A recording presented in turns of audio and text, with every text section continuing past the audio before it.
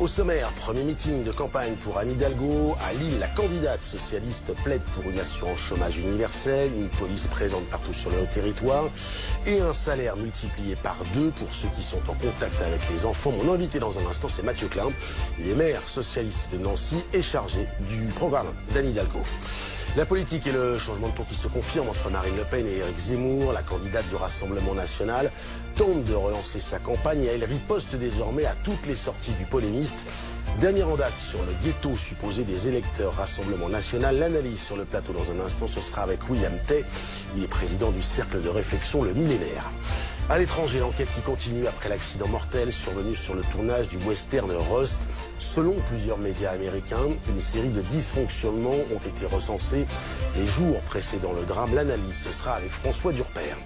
Et puis votre document, long format, Jubillard pour le meilleur et pour le pire. À l'issue de son premier interrogatoire depuis son incarcération en juin dernier, Cédric Jubillard s'est vu refuser une nouvelle demande de remise en liberté. De sa cellule, il continue de clamer son innocence et vous le verrez, les équipes de 7 jours BFM ont rencontré les plus proches du couple. C'est à ne pas manquer et c'est à 21h.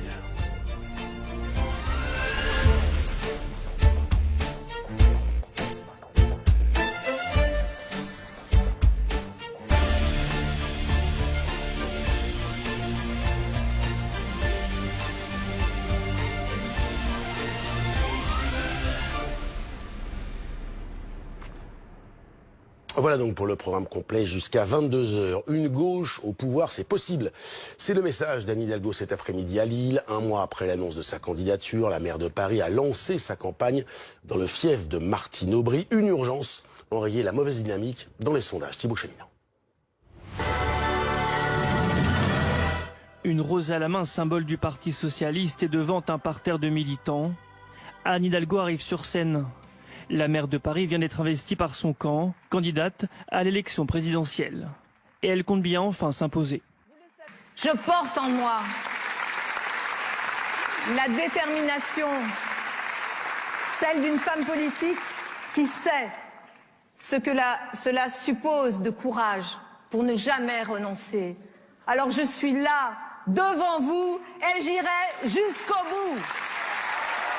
Une candidate qui se dit déterminée mais qui doit à présent convaincre, car à 6 mois de l'échéance, elle ne récolte qu'entre 4 et 7% des intentions de vote, derrière l'écologiste Yannick Jadot et l'insoumis Jean-Luc Mélenchon.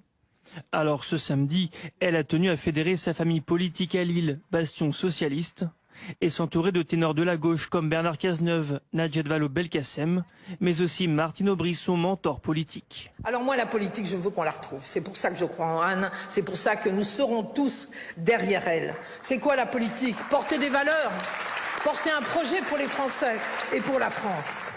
Pour les militants, ce meeting était une première marche, même s'ils reconnaissent être plutôt lucides sur l'état des forces du Parti socialiste.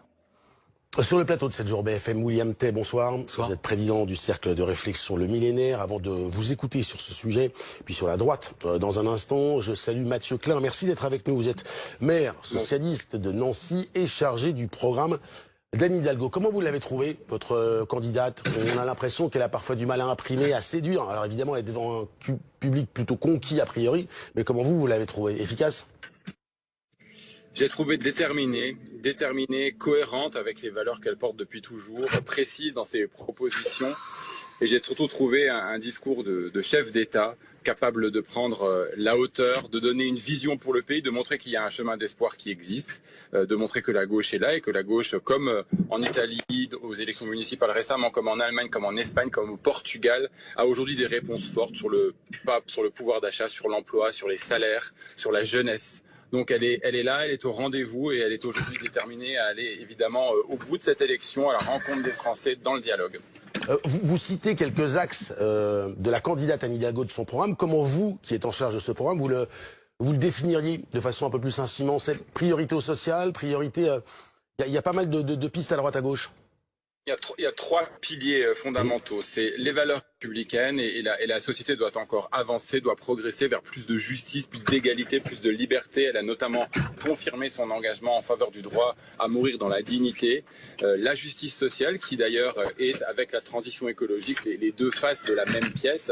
Je pense notamment à l'augmentation des salaires, puisqu'aujourd'hui la question du pouvoir d'achat est au cœur des préoccupations des Français. On l'a vu d'ailleurs par exemple récemment sur le débat sur le prix des carburants. Elle a été la première à proposer la baisse de la TVA pour justement accompagner les ménages les plus en difficulté, tous les ménages aujourd'hui face à cette hausse du prix des carburants, tout en engageant une accélération de la transition vers les véhicules propres, en ramenant à 2030 la possibilité pour tous les ménages d'accéder à un véhicule propre, à énergie propre, à un véhicule électrique. C'est à la fois cette vision de court terme, agir dans l'urgence, et de long terme. Et c'est aussi la question de l'égalité, par exemple, entre les hommes et les femmes. Il est temps enfin à la fois qu'une femme soit présidente de la République et porte la question de l'égalité haut. C'est-à-dire qu'en 5 ans, nous devons avoir éliminé les écarts de salaire entre les femmes et les hommes. Et c'est possible parce que les partenaires sociaux sont prêts à en discuter, que le chemin existe. Il faut faire preuve de détermination, ce qui est le cas d'Anne Hidalgo. Vous évoquiez la question du pouvoir d'achat et vous le précisiez, c'est la préoccupation numéro 1 des Français quand on regarde les sondages. C'est un sujet qui, assez traditionnellement, historiquement en tout cas, est plutôt à gauche. Et en l'occurrence, il a été un peu trusté par le Rassemblement national sur les questions économiques. Comment Anne Hidalgo peut faire revenir cette thématique dans sa terre historique, pardonnez-moi l'expression? D'abord, ce serait un leurre de croire que la fermeture des frontières entraînerait la moindre amélioration du pouvoir d'achat, du salaire ou de la vie des catégories populaires. Donc d'abord, il ne faut pas tomber dans ce piège parce que la xénophobie, la fermeture des frontières, c'est plus de misère, plus de pauvreté, moins d'emplois et plus de désindustrialisation. La réponse aujourd'hui pour le pouvoir d'achat, elle tient à des réponses de court terme, par exemple baisse de la TVA sur les carburants, à des réponses de long terme. Il faut que nous augmentions les salaires, notamment le SMIC, augmentation de 10 à 15%, dans le cadre d'une négociation avec les partenaires sociaux, parce qu'il faut aussi faire confiance aux partenaires sociaux. Ça suffit ce pouvoir ultra-vertical, ça suffit les décisions qui tombent d'en haut, ça suffit de penser qu'une seule personne peut tout résoudre. Elle a fait d'ailleurs la preuve que ça n'existe pas. Il faut aujourd'hui retrouver la confiance, la sérénité aussi. Mais pour cela, vous savez, il y a une chose qui est indispensable. C'est que la campagne de l'élection présidentielle ne soit pas volée aux Français. Que l'on arrête aujourd'hui de faire croire que les Français ne sont préoccupés que d'identité et d'immigration. Ça ne correspond pas à leur vie quotidienne. Et la gauche, aujourd'hui, elle le fait en Allemagne, elle le fait au Portugal, elle le fait en Espagne. Elle travaille sur les salaires, elle travaille sur la lutte contre le mal logement, sur le fait que la part consacrée par un ménage pour couvrir ses frais liés au logement, ses dépenses liées au logement ne soit pas supérieure à 30% comme l'engagement qu'a pris Hidalgo. Ce sont des engagements concrets qui existent dans toute l'Europe aujourd'hui et je crois que les Français y seront sensibles parce que eux aussi, ils veulent qu'on parle travail, pouvoir d'achat, éducation, salaire et transition écologique. Mathieu Klein, juste une dernière question plus politique. On disait dans les sondages, Anne Hidalgo, parmi les personnalités, les candidats de gauche, est la moins bien placée. Est-ce qu'à un moment, il ne faudra pas réfléchir ou aller vers une alliance, notamment avec Yannick Jadot, Europe Écologie Les Verts? Vous savez, aujourd'hui, il ne faut pas seulement parler, il faut agir. Anne Hidalgo, elle propose un chemin pour le pays, elle propose à la fois un chemin d'espoir, notamment pour les classes moyennes, les catégories populaires, et elle incarne aussi la capacité à diriger. Et moi, je crois que les Français, pour l'élection présidentielle, ils ont besoin d'une vision, d'un cap clair sur les solidarités, d'un cap clair sur la transition écologique et aussi de preuves. Anne Hidalgo, elle a pris des mesures courageuses à Paris. Ça a été la première maire de France à faire de la transition écologique sa priorité. Elle a une voix qui porte à l'échelle du monde. Elle a un leadership reconnu. Elle a fait face, avec Bernard Cazeneuve notamment, aux dramatiques attentats terroristes à Paris en 2015. C'est donc aujourd'hui une candidate crédible, une candidate forte, une candidate qui rassemblera les Français. Et c'est la conviction évidemment qui est la nôtre. C'est aussi ce qu'elle a réaffirmé aujourd'hui, aller jusqu'au bout de cette candidature pour porter un message d'espoir. Merci beaucoup Mathieu Klein d'avoir été avec nous en direct ce soir dans 7 jours BFM. William Tay, vous écoutiez évidemment avec moi ce que disait Mathieu Klein. C'est particulier effectivement le fait que pour l'instant, en tout cas à la gauche de l'échiquier, Anne Hidalgo n'arrive pas à avancer. C'était un peu certains disaient même au Parti socialiste, c'était un peu le week-end de la dernière chance. C'était son premier meeting et déjà un peu le week-end de la dernière chance. Ça arrive rapidement. La difficulté d'Anne Hidalgo, elle est multiple. Le premier point, c'est qu'en fait, elle peut pas capitaliser sur son bilan de maire de Paris. C'est ce que fait notamment la plupart des candidats de droite, des Xavier Bertrand, Valérie Pécresse, qui jouent sur leur capacité de bons gestionnaires. Et un deuxième problème, c'est l'échec de la stratégie de la gauche. Quand on prend une comparaison, il y a plus de 50 à 75% d'ouvriers qui votaient François Mitterrand en 1981. Désormais, ils sont moins de 5%, les ouvriers, à voter le Parti socialiste. Donc en fait, l'électorat du PS a muté. Mais il a muté vers des catégories plutôt CSP, ce qu'on appelle les CSP+. Mais ces CSP+, votent désormais Emmanuel Macron, parce que depuis 1983 et le fameux tournant de la rigueur, le Parti socialiste est devenu un parti plutôt en adéquation avec le libéralisme. Donc c'était le cas de Jospin, c'était le cas de François Hollande aussi. La difficulté qu'a eu le Parti socialiste, c'est que la moitié de leurs troupes sont parties vers Emmanuel Macron, et ce qu'il leur reste est parti aussi en fait en termes d'électorat vers Jean-Luc Mélenchon. Et il y a un problème de stratégie. Moi, je pense qu'ils se sont trompés de stratégie, notamment en suivant les frondeurs, en investissant Benoît Hamon en 2017, et qu'en fait leur électorat plutôt naturel est plutôt au centre, et donc plutôt du côté du président de la République, et c'est plutôt du côté du président de la République qu'il faudrait le chercher.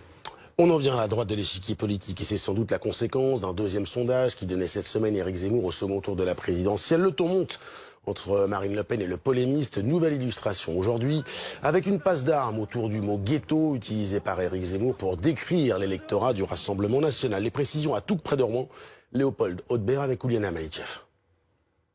La semaine dernière, Robert Ménard a appelé au rassemblement entre Éric Zemmour et Marine Le Pen pour le mois de février, pour celui qui serait le moins placé, qu'il se désiste au profit de celui qui est devant. Oui, mais voilà, on assiste à un véritable match de ping-pong, un match à distance entre Éric Zemmour et Marine Le Pen.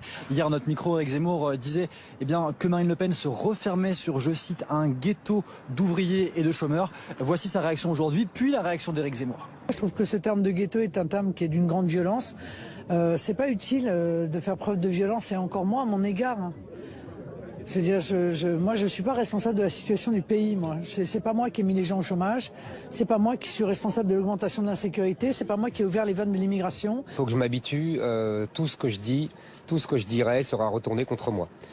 Donc voilà, maintenant j'ai compris. De Madame Schiappa à Madame Le Pen, c'est un front commun.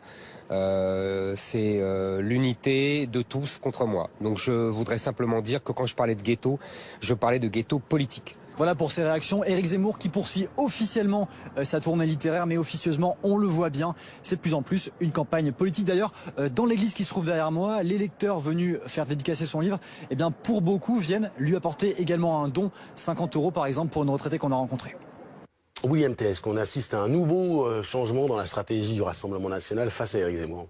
Oui, et ils ont raison de le faire, parce qu'en fait, la difficulté qu'ont eu les Républicains et le Rassemblement national, c'est qu'en fait, une partie de leurs électeurs qui étaient déçus de leur tournant stratégique et politique sont partis vers Éric Zemmour, qui portait un discours et en le disant très fort et de façon assez habile. Et en fait, Marine Le Pen, ce qu'elle doit montrer si elle veut pas perdre tous ses électeurs, c'est que c'est elle la principale force d'alternance à Emmanuel Macron. Elle peut capitaliser sur 2 points précis. Elle conserve la fidélité des électeurs plutôt populaires. Et deuxième point, dans les sondages au second tour, elle est mieux placée qu'Éric Zemmour pour battre le président de la République. Elle le bat pas, mais en tout cas elle se rapproche plus d'une potentielle victoire qu'Éric Zemmour. Ensuite, après, moi je rajouterai un troisième point, c'est qu'Éric Zemmour, au fil du temps et au fil des polémiques, s'éloigne d'une victoire au second tour. Il est en train de capitaliser, en train de fidéliser un bloc pour le premier tour, mais plus il ostracise les gens, plus il enchaîne les polémiques, plus il s'éloigne du second tour en montrant qu'il n'est pas apte à la fonction présidentielle, notamment sur des points précis, parce que pour l'électorat de droite, on le voit notamment avec le fait que Michel Barnier soit favori, la question de la stature présidentielle est importante, la question d'avoir une vision pour l'international,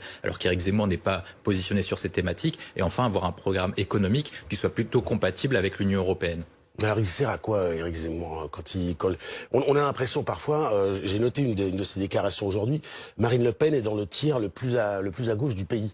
On a l'impression qu'il peut dire à peu près tout ce qu'il veut et que ça le conforte en tout cas pour l'instant. Mais il sert à quoi? À consolider ou à élargir en vue d'un second tour pour Marine Le Pen, ou alors défendre véritablement sa candidature? Moi je pense, si je fais une comparaison avec son modèle Donald Trump et notamment ce qui s'est passé aux États-Unis, à partir de 2012 et notamment face à Barack Obama qu'on peut comparer à Emmanuel Macron en France, il y a eu l'apparition d'un mouvement qui s'appelle le Tea Party, qui est comparable à Sens commun. Et en fait, une grande partie de l'expression de la population du pays, c'est ce qu'on appelait le cri de l'Amérique profonde, n'arrivait pas à trouver à travers les représentants politiques classiques une voie d'expression pour pouvoir s'exprimer. Éric Zemmour, plus qu'un candidat à l'élection présidentielle, c'est plutôt le porte-parole d'une partie de la population qui se sent oubliée et rejetée par les systèmes politiques classiques. Et en fait, il sert d'émetteur à ces personnes-là, notamment avec son public de fidèles qu'il rencontre depuis plusieurs années. Et ce qu'il cherche à faire, dans un premier temps, c'est être le porte-parole de ces gens-là et surtout d'abattre les structures partisanes qui sont LR et le Rassemblement national. Et c'est pour ça que le Rassemblement national, puis LR, vraisemblablement, lorsqu'ils auront désigné leur candidat le 4 décembre, devront s'attaquer à Éric Zemmour pour pas perdre leur espace électoral et leur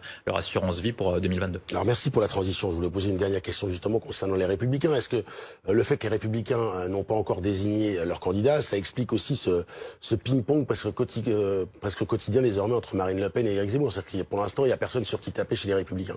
Les Républicains, en fait, ont deux difficultés. C'est qu'ils n'ont pas de candidat et surtout, ils n'ont pas d'espace, ils n'ont pas de chef fort capable d'attaquer Éric Zemmour en frontal. Il n'y a pas de Nicolas Sarkozy, de François Fillon ou d'Alain Juppé.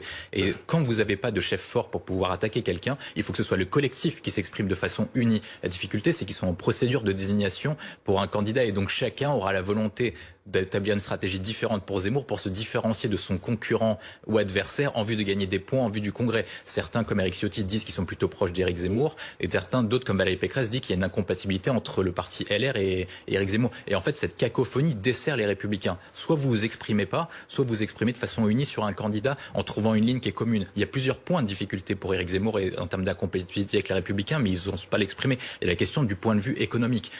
Et ensuite, après, il y a un deuxième point qui est la question européenne. Éric Zemmour, en soutenant la Pologne, dit implicitement qu'il est favorable à un Frexit d'une manière ou d'une autre en sortant des traités européens. Et les Républicains sont plutôt sur une ligne plutôt européenne et devraient jouer sur ces questions d'incompatibilité entre leur électorat et leurs convictions par rapport à celui d'Éric Zemmour. Mais pour l'instant, ils n'arrivent pas à trouver de faille. Et notamment, il y a un troisième point aussi, c'est la question de la constance. Éric Zemmour a varié au fil du temps. De toute façon, en 10-15 ans de vie publique ou de vie médiatique, vous êtes obligé de tenir des positions qui sont parfois contradictoires parce que les temps changent. Et ils devraient insister sur ces différences de point de vue pour pouvoir l'attaquer, mais ils ne peuvent le faire qu'à partir du 4 décembre, ou sinon de se réunir auprès de leur président de parti et envoyer un message unique pour l'attaquer.